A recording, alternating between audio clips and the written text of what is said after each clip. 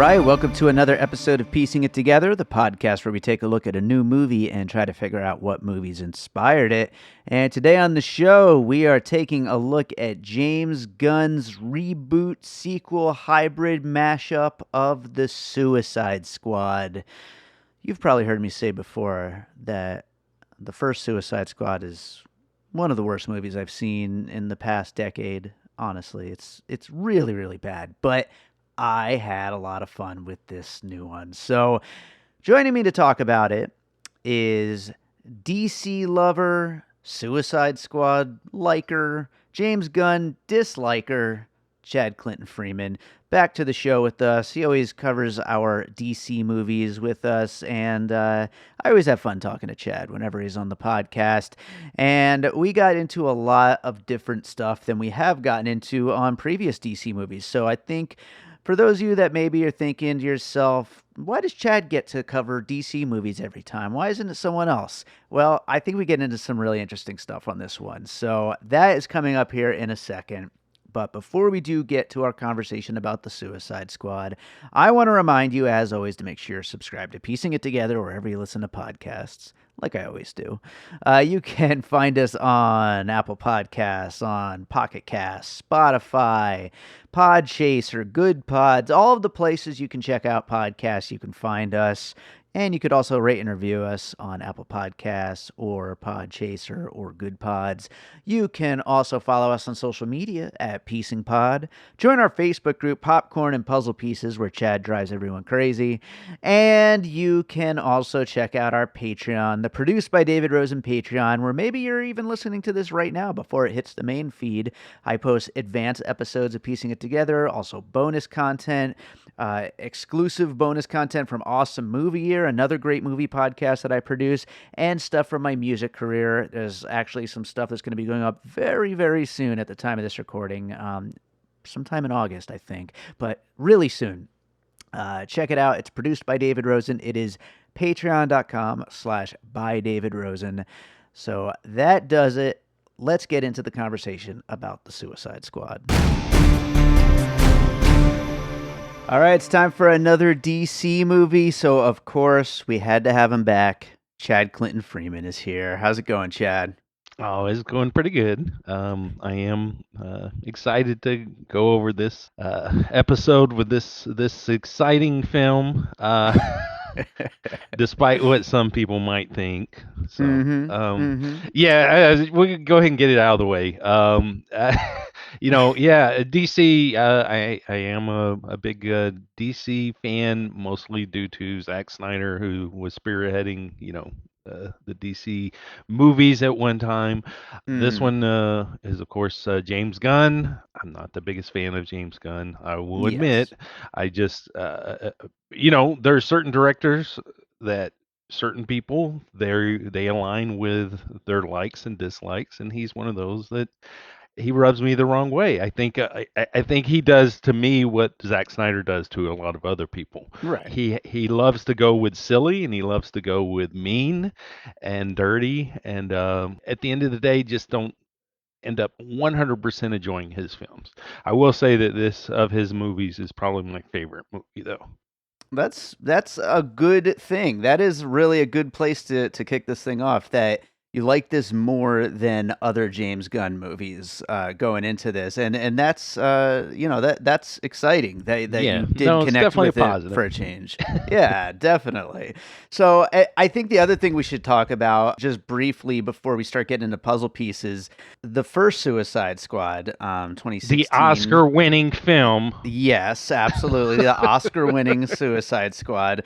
I, like many other people, think is just one of the worst modern superhero movies that have been made. Just absolutely terrible.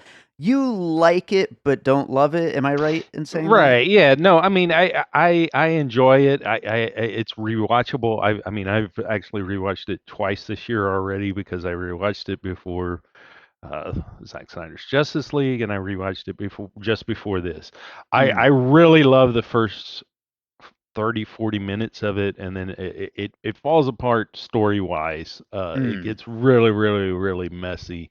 but it's still an enjoyable movie. Yeah. And I definitely would like to see the David Ayer cut of that Hmm. film, which who knows if we'll get. We may very well, but there's no telling.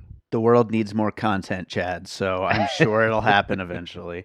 Let's start getting into puzzle pieces. We'll talk about all the things we liked and didn't like along the way, but what do you got for your first puzzle piece for the Suicide Squad? The first puzzle piece I'm bringing is actually a 1988 movie.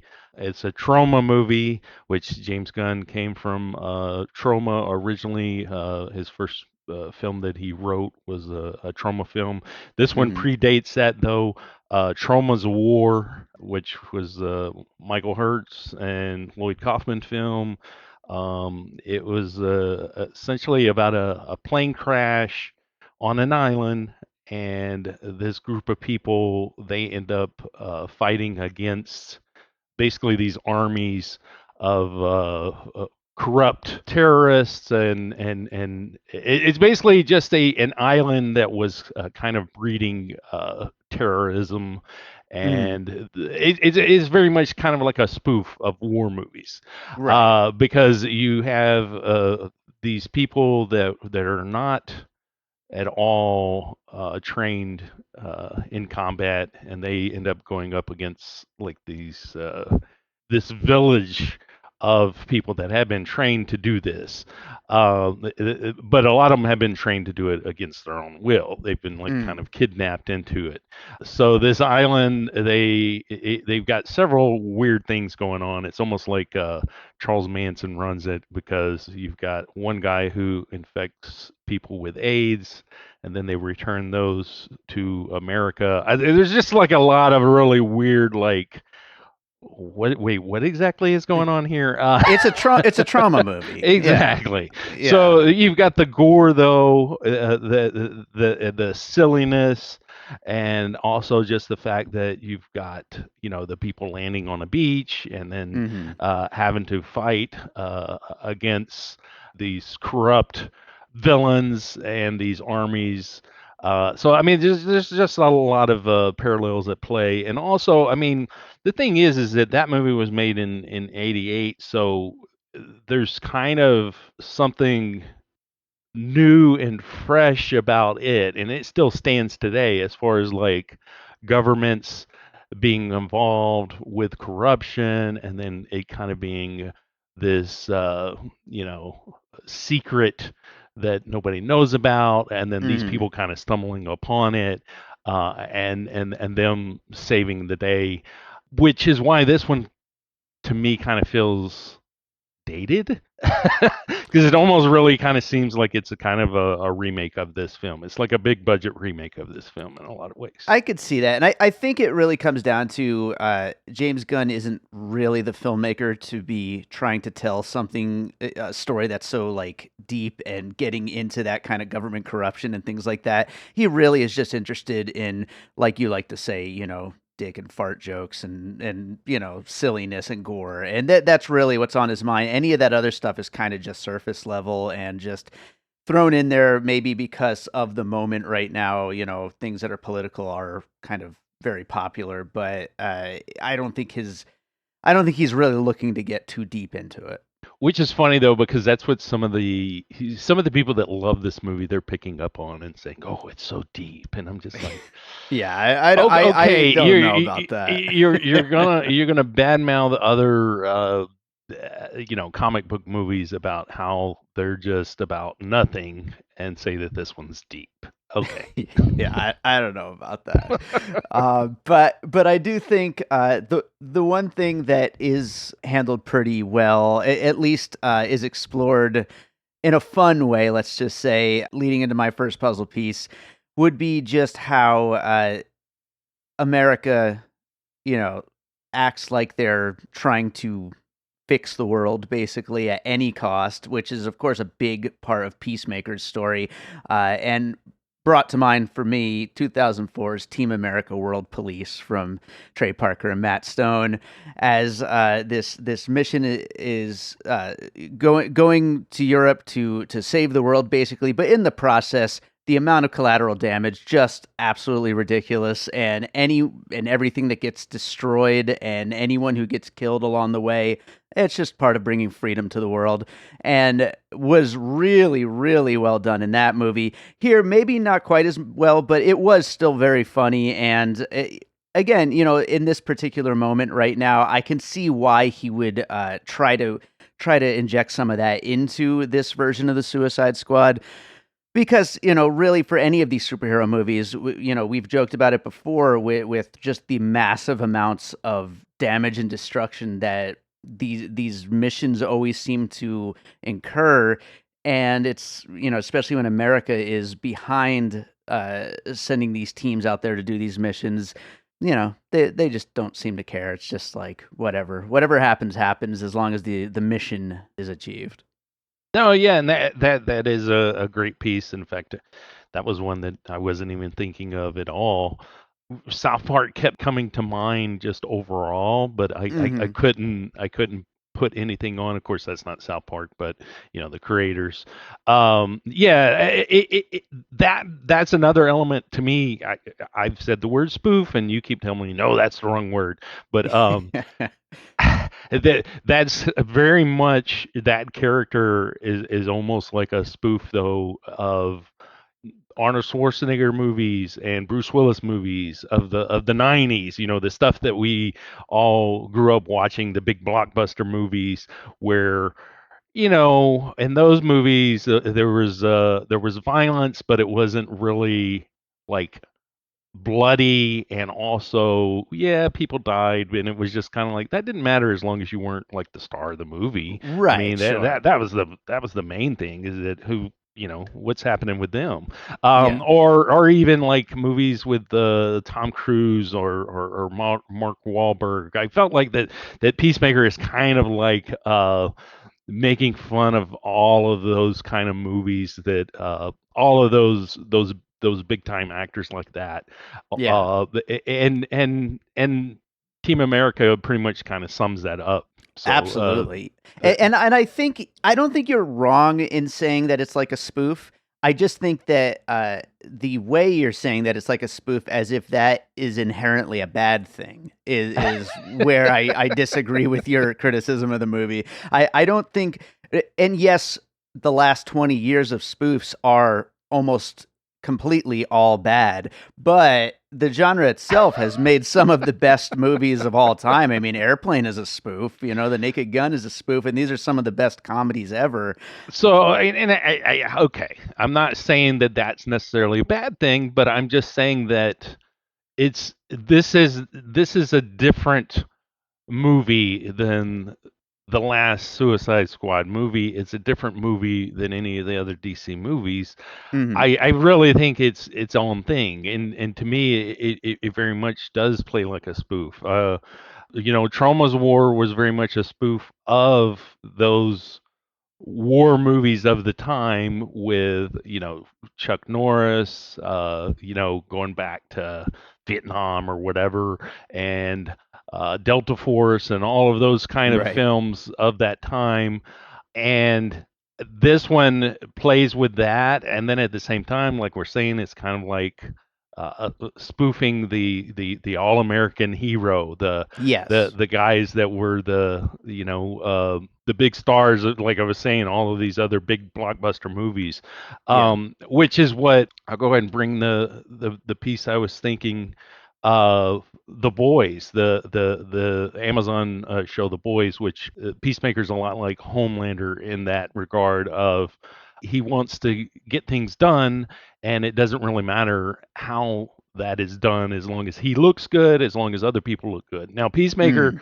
we don't get a lot about his background, so I was a little confused if he's considered by the government a bad guy or a good guy, and I definitely want to know more about his character, which we will get with his TV show, With HBO Max's new content coming soon. which may be just so really ridiculous, but but I think yeah, like the Boys is a good one because it explored a lot more in that, so superheroes being, it very much subverts all of the superheroes. I mean, Right. Homelander is essentially Superman turned into this like totally perverted version of what Superman is.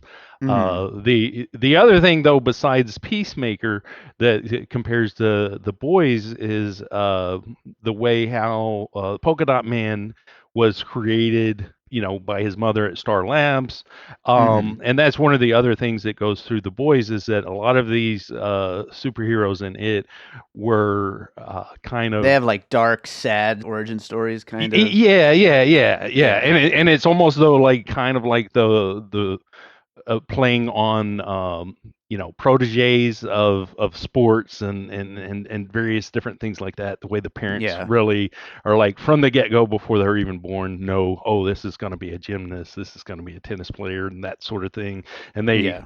program them kind of. It plays on that, Yeah. but Yeah. yeah, so it's done in a more dark, and I mean it's more dark comedy, which dark Yeah. comedy is Yeah. more my thing than the jokey joke, oh hey, Yeah. goofiness that this one plays with.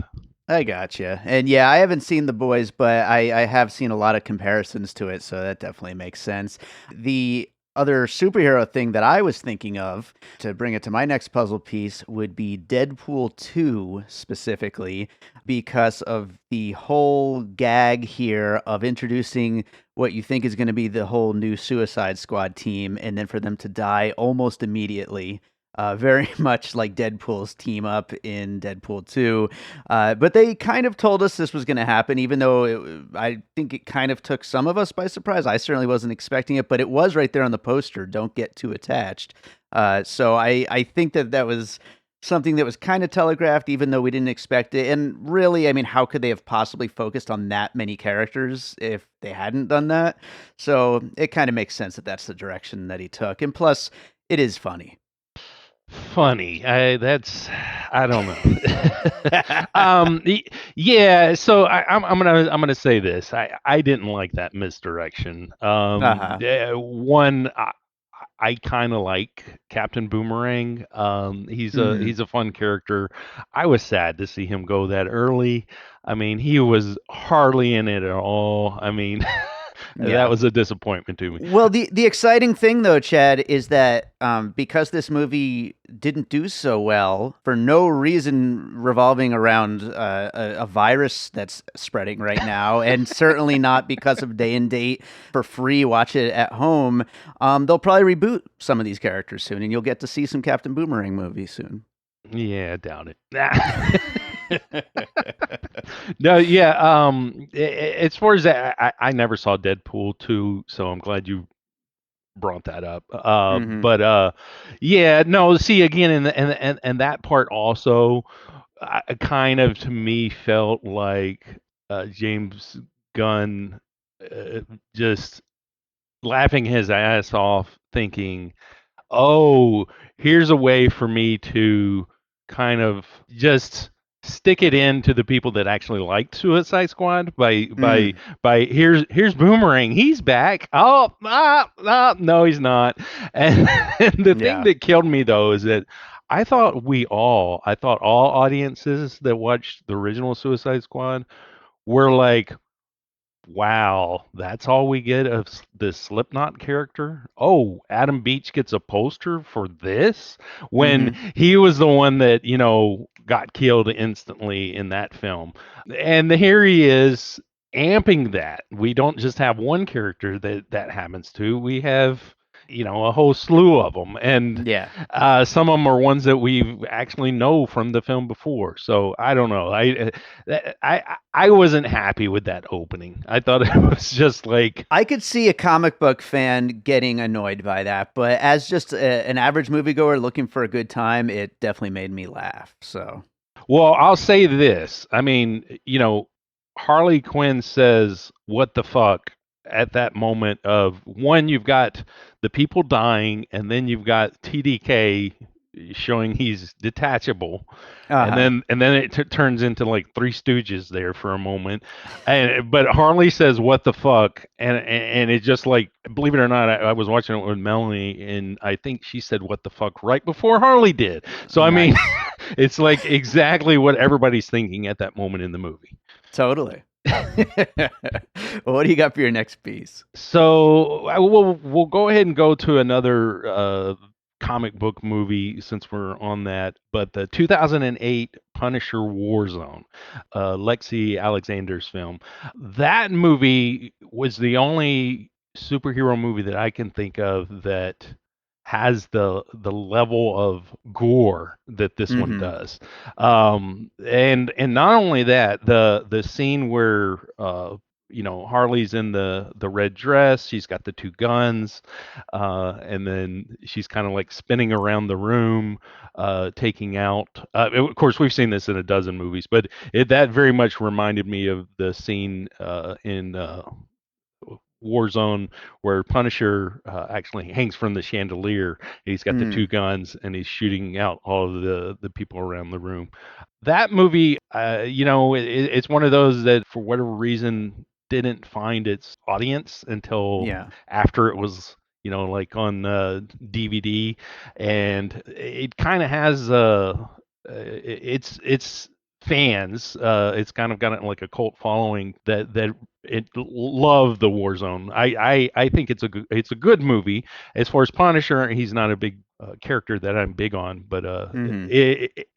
this one kind of took that gore level that it did and then put it in with this other cartoony and other aspects that Yeah, James Gunn yeah. brings. But no, yeah, I instantly thought of that one, especially that scene. Yeah, I don't know if I would have liked this movie as much if it wasn't as gory as it was. Like that's definitely one of the main draws to see a superhero movie go like hard R, violent, gory, like over the top. And I mean James Gunn is kind of the guy for that with his trauma background and everything.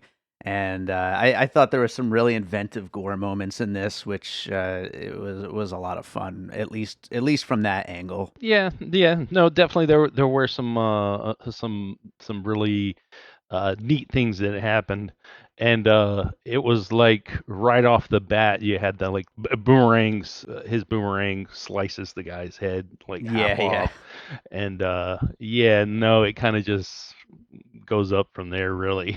Oh yeah, absolutely. Well, I'll go to my next piece. Speaking of movies that didn't really find their audience, I'm going to go with 2018's Overlord, a movie we all thought might have Nice. ended up being a Cloverfield, but didn't.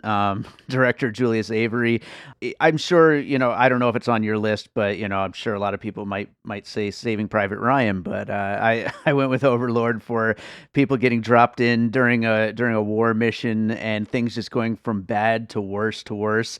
And in both Overlord and the Suicide Squad's cases, eventually getting into the enemy base and finding out there's horrific human experiments going on inside, and people basically being turned into zombies inside, and just all of that gore and zombie horror and weird, crazy scientist horror going on inside, and both very fun as our heroes have to basically kill anything that moves on their way out of the base as things continue to go to shit as they're as they're escaping. Yeah, no, that movie's a lot of fun. It's definitely a good piece to mention here. Yeah, Awesome. what I like about that one more is the darker side of it. That's what I James Gunn, his movies are dark, but in like bright kind of way. Sure. Yeah. I guess I'm not a fan of that. I It's I like love candy coated gore. yeah, exactly. No, Yeah. yeah, which I think is kind of more of like, I guess, video game-ish in a way, Hmm. or I don't know. It's hard to put my finger on what it is exactly and what his whole aesthetic is. But yeah, no, Overlord with all the mad scientist type stuff Hmm. and the military side of it, the not knowing what it is, it's a perfect piece here. Awesome. What do you got next? Okay, so for my next one, I'm gonna go with an Albert Pune movie. Nice. His best movie, in my opinion, my favorite movie of his, the 1992 Nemesis. Hmm. The big thing that instantly made me think of Nemesis was the scene where we got Bloodsport, and he's dropping floor to floor.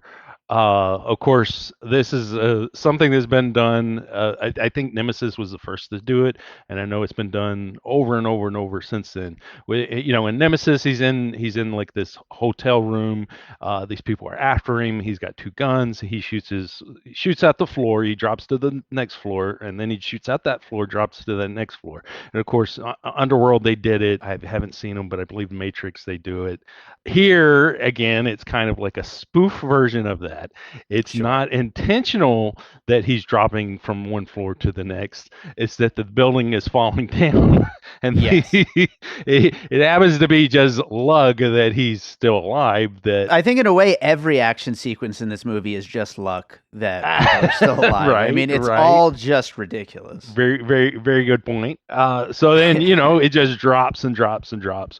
Yeah, it totally reminded me of Nemesis. And then I actually went back and rewatched Nemesis, and Nemesis still holds up really well, except for the final scenes of it that has like some stop motion or something with this like Terminator robot thing that some of those are a little questionable.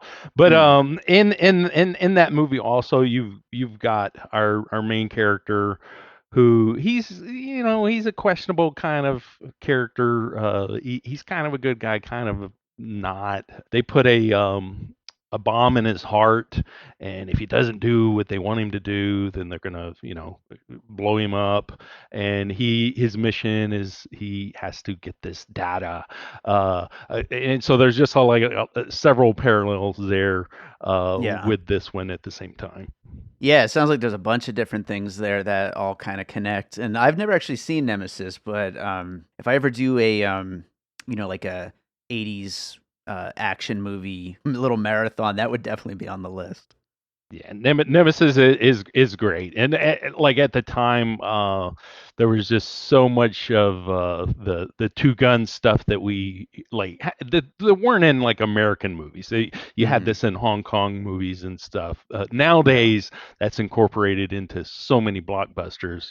The guy with two guns and he's sliding down this or falling down this, and he's still shooting, or guy does a Mhm. flip and he shoots the bad guy and all these different things like that. So I'll go to my next puzzle piece here, and I usually try to shy away a little bit from using the director's previous films, but I think Guardians of the Galaxy has to be a puzzle piece in this episode. This movie absolutely is James Gunn returning to the same exact thing he was doing in Guardians of the Galaxy, except for with a bunch of crazy DC characters this time instead of Marvel characters. Uh, Also, I would imagine not quite as well known characters. I mean, I certainly had never, as a not comics guy, hadn't really heard of any of those Guardians of the Galaxy characters. I hadn't really heard of any of these ones that weren't in the first Suicide Squad and hadn't heard of them before that either.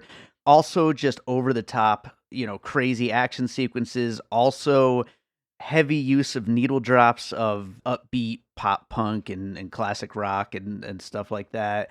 Also, multiple sequences of, hero poses with all of the characters getting, super cool shot. Also, your favorite dick and fart jokes.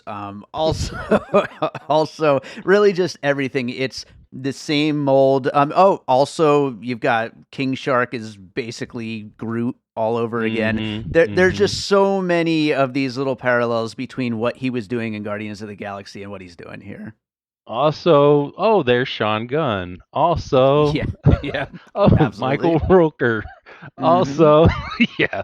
No, so I mean, in that regard, that's my other thing, is that Hmm. it's almost like James Gunn's like, hey, this is DC. So they've not seen my Marvel movie.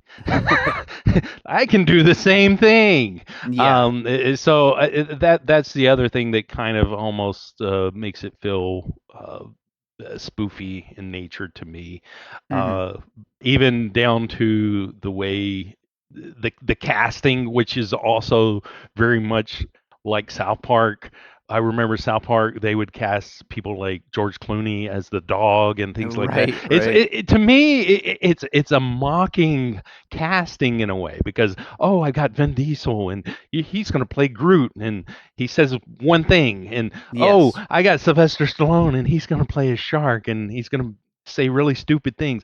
I don't know. It just seems kind of mocking to me of those people. Hmm. And I'm sure in some regards some of that stuff like that is done in a loving way, but it's done in a weird loving way if it is. So I think it is. And I know that you and a lot of people like you, like to speak about James Gunn's like mean streak and some of his kind of comedy, but I do think that it's all done in a loving way here. I do think that it's just meant for a goofy laugh, and I feel like everyone involved is in on the joke. Like I do think Stallone is probably having a great time saying these silly things as the shark. I just think everyone's just having a good time here.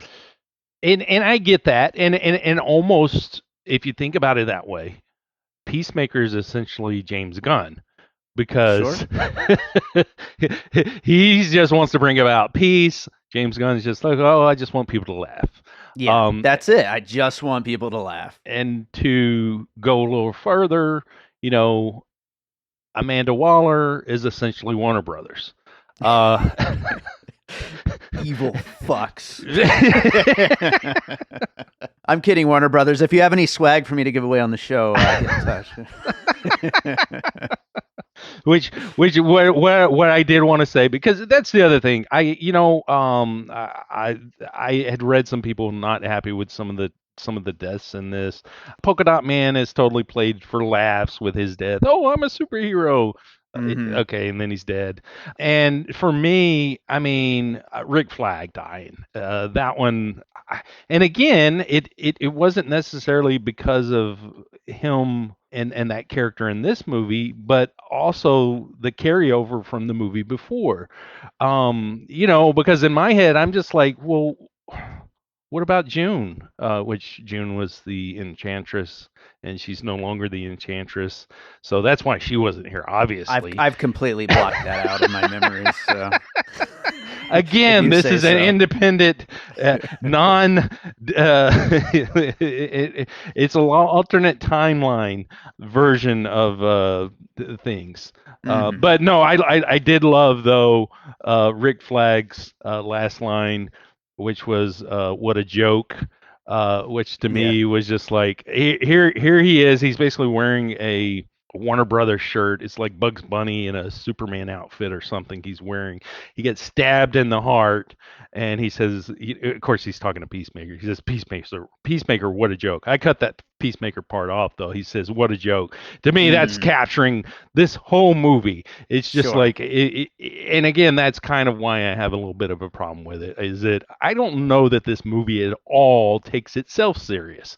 So, Yeah, I don't think it does, and I just find that a little bit refreshing. I think a lot of the people that did like this movie more than you did like find that refreshing. I think that superhero movies have gotten so serious and so just like they're expected to set up all this other stuff, and it's just a fun movie basically. and see, and I can appreciate that, and I probably will appreciate it more with time Hmm. because I'm going to bring up one that when it came out, I really didn't enjoy, and I just rewatched it, and I enjoyed it a lot more here 11 years Okay, after, and that's Robert Rodriguez's Machete.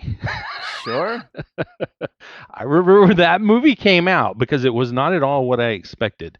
Yeah. I knew it was going to be, a fun movie, but I thought it was going to be more grounded and realistic than it was, and it came off as very just oddball silliness. And it's almost like you've got these guys that are intentionally trying to do what some filmmakers do because they have no money. And here they've got limitless amounts of money and can put whoever they want in their movie.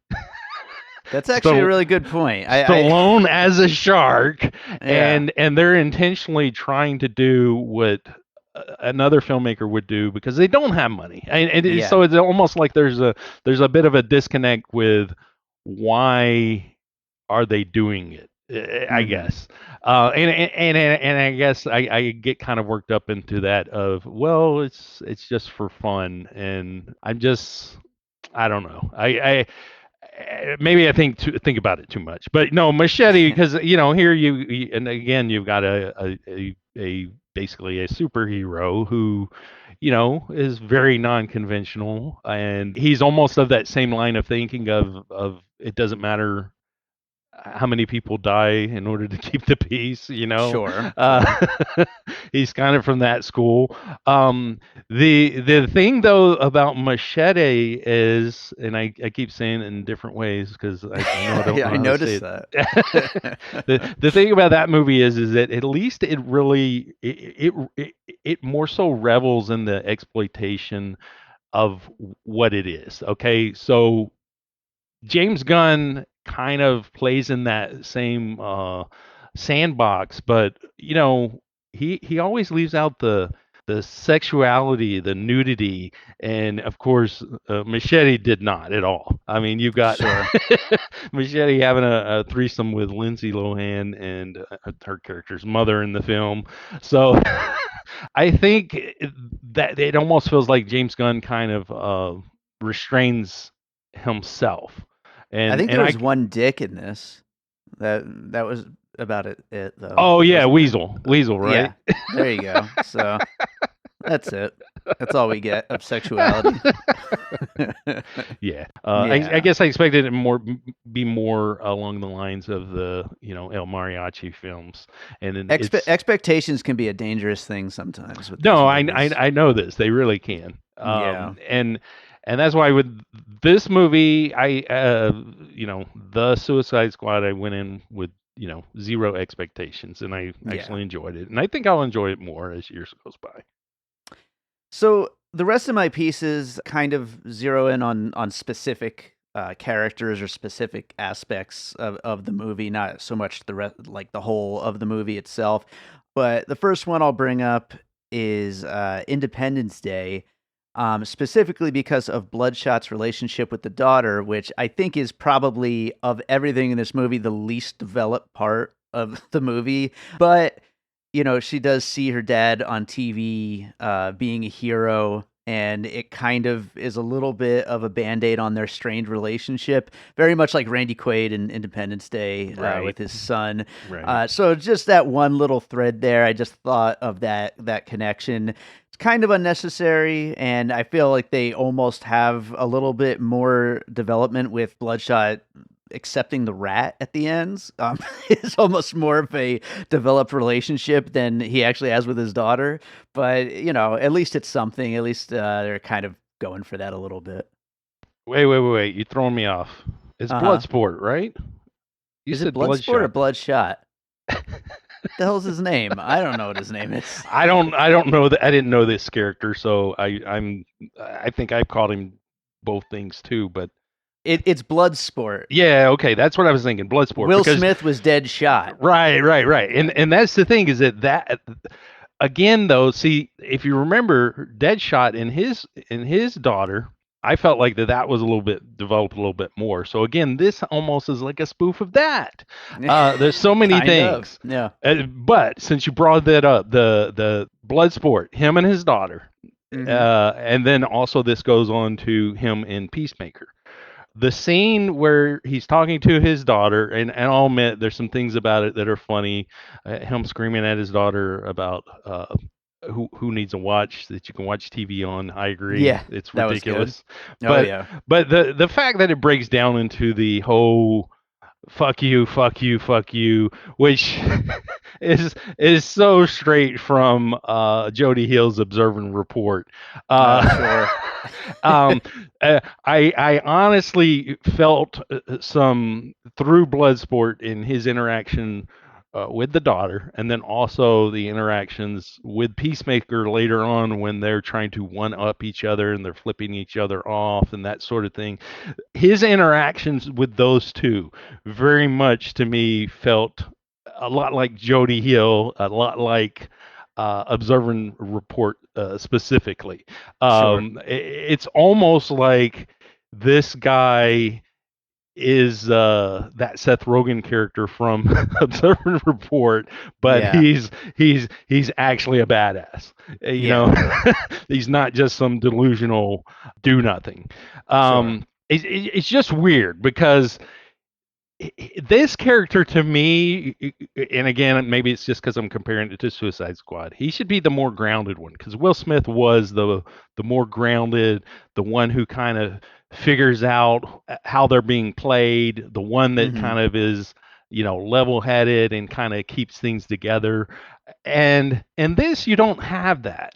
The Bloodsport guy, he is as off the rails as Harley is. I mean, he is like I said, his interactions with everyone, even the people that he loves, like his daughter, are like straight out of Observe and Report. So I could see that. I do think he is more grounded than the others. It's just this is a much more heightened movie in a way, and maybe that's that spoofness that you talk about. But it being so heightened, he kind of can't be totally grounded, and so he's still the leader, I'd say, of the team in a way, and he still has a little bit to the way he carries himself. Right.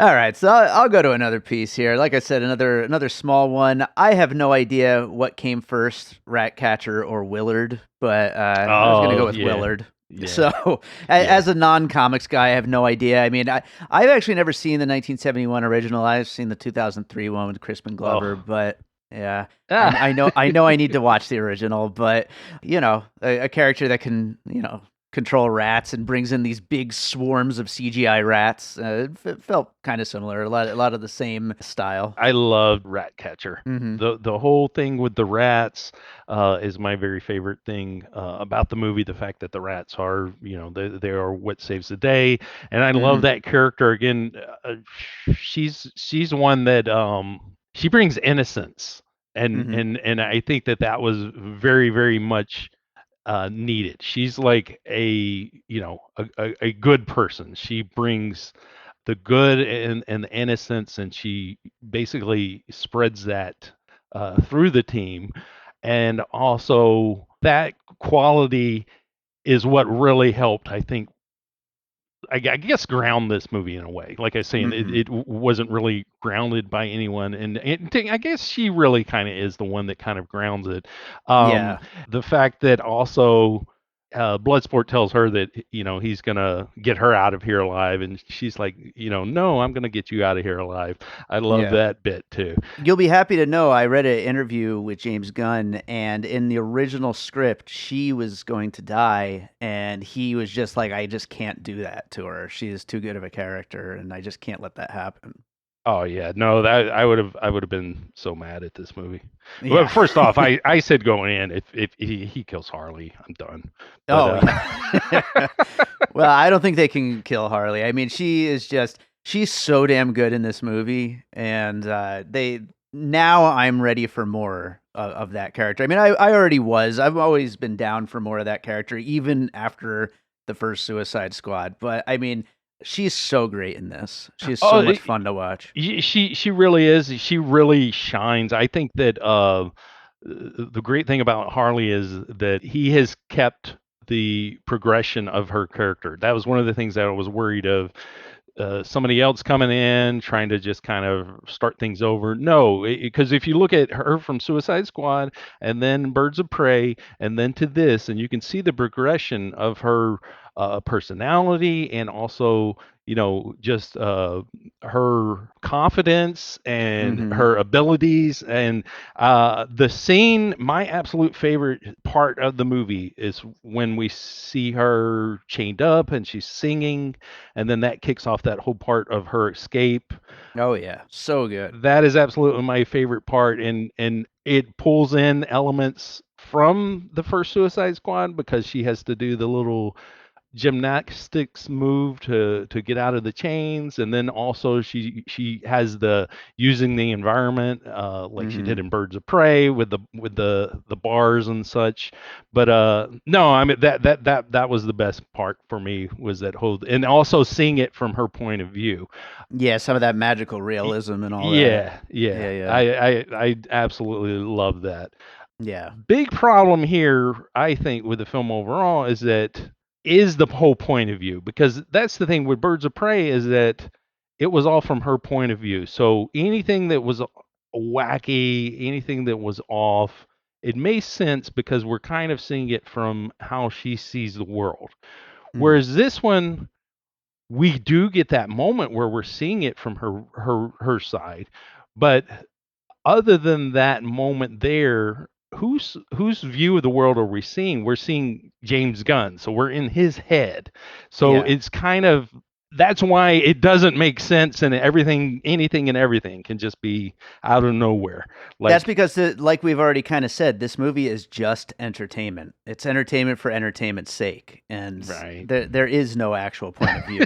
So, and I agree with you, and that's why, like, when I went into this movie, I saw a lot of I saw it a few days after it opened, and I saw a lot of critics already giving it like 4.5 and 5-star reviews, and I'm just like, what is happening here? Like, this is not a 4.5 or 5-star movie. I really liked it, and I gave it 3.5 on my letterbox. But I thought about giving it 4. But the reason I pulled back a little bit is because of that. I mean, this movie definitely is just fluff, basically. But to me, it was a lot of fun, though. No, definitely. And I was going to point out that scene too. I love, though, the fact that it ends with her getting into a taxi, and she puts the javelin in the taxi out the window, which is like Mhm. some total like Tarantino type thing, Yeah, like sure. what universe are you going to get into a taxi and just stick the javelin out the window of the car? I mean, Yeah, the DC extended and the universe. taxi driver's not going to say anything. He's just like, "Oh, where to?" Well, what do you got for your next piece? Well, I was just talking about how, this is like Machete of doing what, filmmakers with no money do, and trying to be like that when they've got all this money. So go to the 2005 movie Die You Zombie Bastards. Ooh. This is from Caleb Emerson, which he's also from the like Troma school of filmmaking. This came out on DVD back in 2007. It's a movie that is totally just silliness and nonsense, and it is from the get go. But it's very much a superhero movie in one sense, and not in Mm. another. It's about these two cannibals that are married. She gives him a Halloween present of a superhero outfit that comes with a belt made of human skin and a cape made of human skin. And Nice. then she gets kidnapped by the mastermind villain who wants to marry her. And the villain is basically turning people into zombies. When he does this, he can control them. And, you've got this cannibal going to save his wife, and he ends up doing that. And then at the same time, he ends up saving the world. And of course, afterwards, he goes to jail because he is a cannibal serial killer, even though he just Mm. saved the world. So it's got those whole elements of, not so good person being the hero, the crazy and wacky silliness of this villain, and it's got so much just gore and goofiness, anything and everything. And again, it pushes the nudity, it pushes the you know the dick jokes. I mean, Hmm. it's a really really outlandish and fun movie. It sounds like a lot of fun. I've never seen it, but I kind of want to watch it now. I'll tell you this: he did some sort of like thing in I think 2016 that he Hmm. wanted an HD version of it. I guess it wasn't a good because I think he shot this on some sort of film. Mm. He wanted it cleaned up, and I guess he did like a Kickstarter, and you can actually find this on Vimeo. So you can Okay. watch Die You Zombie Bastards on his Vimeo, and it's just up there because I think he did like a Kickstarter thing to redo it, and then he's just kind of put it out there, and anybody can watch it. Because I went back and Yeah. rewatched it. Because yeah, just the silliness mainly of like the way the thinker looks and the way the starfish. I'm just like, Hmm. what that silliness of being a high stakes movie in this weird comic book kind of world. I was just like trying to think of what kind of off movies would do that. And Yeah. I kept thinking of the Ernest TV show, Hey Vern, it's Ernest. The Wow. Saturday morning. Now that is a pull. I kept thinking of Dr. Otto. I don't know if you remember Dr. Otto. I know I watched it when I was a kid, but I don't really remember very well. Dr. Otto was his character where he has like this hand coming out of his head uh that's like constantly like moving as he talks and such. And there was actually a Dr. Otto movie. I didn't even know that, but in my thinking I was Wow. again looking up Ernest, and so then I stumbled across the Dr. Otto movie, so of course I had to watch it. Dr. Otto and the Riddle of the Gloom Beam. Oh my And God. and in that movie Dr. Otto is trying to basically take over the world by crashing the economy. And of course, this is, I think, early 90s, this movie. It was actually, I think, I guess the first Ernest movie. 85. Yeah, I just Yeah, looked it up. yeah, Wow. I'd never yeah. heard of this. I hadn't either, but no, Wow. it's actually good. It's actually fun, but just the silliness of it, of the villain. Of course, he has this a coffin change machine, and he can go into and he changes his looks. Doctor Otto does, and of course, this is where all the other Ernest characters come in, including Ernest, who only shows up like at the very end.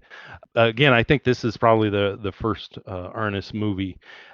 It's darker than a lot of the other Ernest stuff. Like, I mean, there's like, you know, suicide jokes and things like that. So it's kind of like that's the other thing. It's not really appropriate for kids, but it seems like it's a kids movie, which is very Right, much right. what this is. Sure, sure. Absolutely. I really want to watch that, but I was gonna go out with Ghostbusters because like you were just talking about the starfish creature Starro the Conqueror, and it kind of reminded me of Stay Puft Marshmallow Man a little bit. Yeah. But instead, you know what? It's my podcast. I'm gonna do it. I'm gonna bring up Evil Dead 2. I did mention it on the trailer episode already, but for anyone who doesn't listen to the trailer episodes, I mean, the idea of doing a movie that is both a sequel and kind of a redo at the same Hmm. time is 100% Evil Dead 2. Right. It redoes some of what works about the first one and then goes on its own story from there. And of course, James Gunn is an Evil Dead guy. I mean, how can he not be? So I think that has to be part of the puzzle pieces list here. Well, and I will agree with you there. I actually wrote down Army of Darkness for Uh the huh. specifically the TDK scene. Sure, sure, But I absolutely. mean, really, I mean, the Three Stooges is kind of a Sam Raimi thing anyway. It's Oh probably yeah, lots of that in the second one as well. But definitely. definitely, I always think of Army of Darkness, and of course, Army of Darkness is a movie that I'll have to rewatch it. I haven't watched it in years. I just, I don't know. It I'm didn't finding work for more and me. more lately that people don't like that movie as much as I thought. Like I thought I wasn't as kind of alone in that. I mean, it's obviously got its fans, but it seems like a lot of movie guys don't seem to like that as much as like the original Evil Dead. Yeah, well, Evil Dead and Evil Dead 2 are just so good in so different ways that it's just Hmm. like then that one is just and and that's the thing is I love like the whole Ray Harryhausen skeletons and such. So I mean there's aspects of it that I do think is really cool, but Hmm. just the silliness of it sometimes Which, speaking of which, I hadn't even thought about mentioning this, but talk about the word spoof. Evil Dead 2 is basically a spoof of the first one and of, Cabin in right. the Woods horror Right. movies. So, And then Army of Darkness is basically a spoof of of Ray everything, Harryhausen and King Arthur movies and things of that all of it. nature. Yeah. Yeah, definitely. Well, Well, yeah, I mean, so that's the thing. I mean, spoof is not necessarily a bad thing. I yes. mean, I think, and maybe there's a different word between spoof and meta is not the right word either. There's Hmm. something though that's kind of an in between to where I don't know what's the best way to say it though. Yeah. But Devil's Rejects is what I was thinking of as far as the sequel that's not a sequel, that's a reboot. That, Sure, um, sure. and then also Devil's Rejects, you got your main characters are they're bad people, but they're the hero of the movie, and basically everybody ends up dying at the end, Yeah. or do Yeah. they? Well, So I think that's a good place to wrap up the puzzle pieces. We'll do the finished puzzle here and get into some closing thoughts. We talked about Troma's War, Team America World Police, The Boys, Deadpool 2, Punisher Warzone, Overlord, Nemesis, Guardians of the Galaxy, Machete, Independence Day, Observe and Report, Willard, Die You Zombie Bastards, Dr. Otto and the Riddle of the Gloom Beam, which I need to watch, Ghostbusters, Evil Dead 2, Army of Darkness, and The Devil's Rejects. Chad, are there any closing thoughts that you wanted to get into before we wrap this thing up? I held off on doing this because I didn't want to make you mad, but this is basically Space Jam: A New Legacy. I mean, Oh, it Lord. it, it really is. Uh, I think it Oh, should be God. called Suicide Squad: A New Legacy. I'm going to say this: I enjoyed Space Jam. I enjoyed this movie. They're both fun movies, okay? But you've got movies about control, Hmm. and you've got this. They're both about groups having to learn to come together to save the day. And the lesson at the end is family, friends, those things are important. That just being all about one thing or all about yourself isn't necessarily the way. So you've also just got all of this wackiness that's in there as well. So I mean, you've also got kid. They're both essentially kids movies for grown kids. Mm. Because you ain't gonna tell me that no 10-year-old kid knows half of the references of Space Jam. Uh, and a 10-year-old kid should not be watching the Suicide Squad, but I'm sure if they did, Hmm. they would absolutely love it. And it's going to be their favorite movie ever. Well, I can't say that I exactly agree with your closing thought there, but that's your closing thought, and you're allowed to have it, Chad. I'll just leave it with I'm surprised how much I like this after hating the original Suicide Squad, and I would love to see more of this universe. And I know that it didn't work quite as much for you, but I mean, if we focused in on Harley Quinn, if we focused in on some of what works the best here, which is kind of what James Gunn did, focusing in on what worked the best in the first Suicide Squad, but then making it his own thing. I think that there is room for this to continue to grow from here, but it is what it is. It's kind of we have no idea what the future of big budget movies are going to be at this point. This movie will not make back its money for a long time, and I don't think that fares very well for anything, really. Great. Yeah. I was gonna say that I was gonna bring up Disney in general. I think that there was a lot of Disney that runs through this, specifically Harley Quinn. Basically, you know, is turned into a princess. She Yeah. even says that. You've got the Snow White elements of her with the birds. Mm-hmm. Uh, you've got Cinderella elements because Sebastian the rat, he's kind of like Gus Gus. Mm. You've also got they do it a couple of times where they're, I don't know, tons of movies have done this, but where they're running and as they run, the floor is like falling away from them. There's a couple of times that's done, and Sure. I just remember that in like Alice in Wonderland and also Pirates of the Caribbean, and Sure. they've done that in hundreds and hundreds of movies. But I just think that Disney, so there really is like this kid element that kind of goes through the movie, but then at the same time there's that dark. Oh, let's open with a guy in prison and he kills a bird, and then Yeah. let's set a bunch of other birds on fire. And lots of just extreme violence and two people getting a shotgun blown through halves of them and all kinds of And stuff. let's have Weasel drown because he doesn't know how to swim as a joke. Uh-huh. Which I laughed out loud at. So Of yeah, course you did. that Of worked. That course you worked for did. me.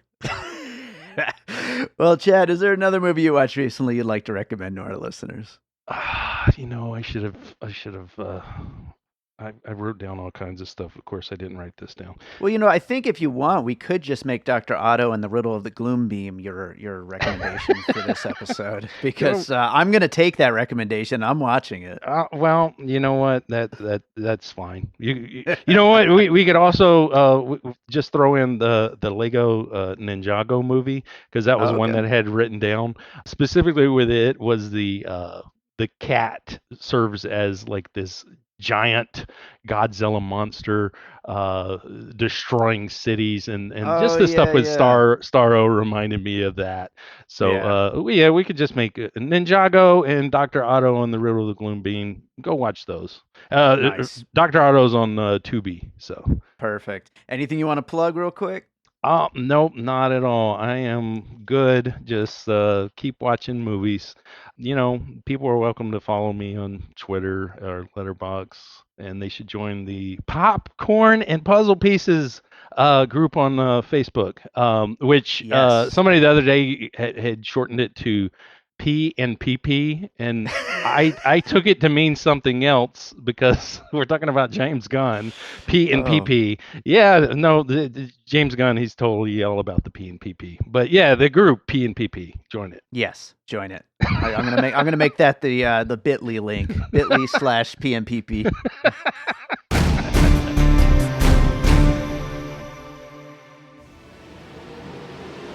Are you obsessed with movies?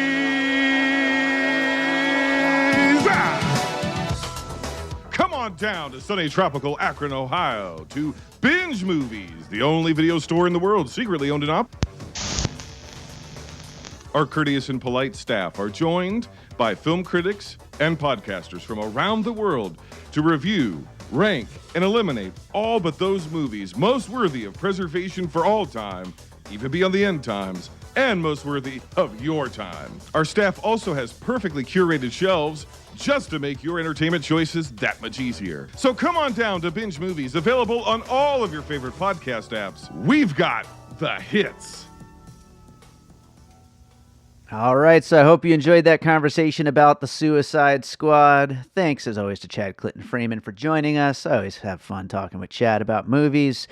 If you enjoy what we do here on Piecing It Together, make sure to subscribe wherever you listen to podcasts. And of course, you can rate and review us over on Apple Podcasts or Podchaser. We really appreciate all those 5-star ratings and the nice reviews. I do love getting feedback on the show, so get in touch. Let us know what you think. Leave that review or just, message me. You could DM me on Twitter at PiecingPod or join our Facebook group, Popcorn and Puzzle Pieces, and get in touch there. Let us know what puzzle pieces we missed, what puzzle pieces you found particularly interesting, what you like about the show, what you don't like about the show, all of the above. I just love hearing from you guys, so get in touch. And check out that Patreon, produced by David Rosen. Lots of great content over there. I got a bunch of music stuff coming soon, so check that out. So, let's wrap this thing up with a piece of music like I always do. I want to go with something that's kind of crazy, like the Suicide Squad. I'm going to go with something from my upcoming upcoming new soundtrack album, The Dissection Table, which I've kind of teased a little here and there. It's coming October 1st, if all goes well. And this is the score of a feature horror film that I scored like 8 years ago or something like that. And as is sometimes the case with making independent films, it's just sitting there waiting to finish post-production. Things need to happen, wheels need to turn, certain kinds of people need to get hired to finish the little ins and outs and all that stuff. I don't know when you're going to get to see this film, but what I do know is that I've been given the go-ahead to finally release the soundtrack as an album, and it is coming October 1st. The album's called The Dissection Table, and I'm going to play a track from that album. This is a track, one of the last tracks on the album. It actually plays heading into the credits at the end of the movie. The track's called The End of This Dream. Hope you enjoy the music. We will be back with more Piecing It Together coming up real soon.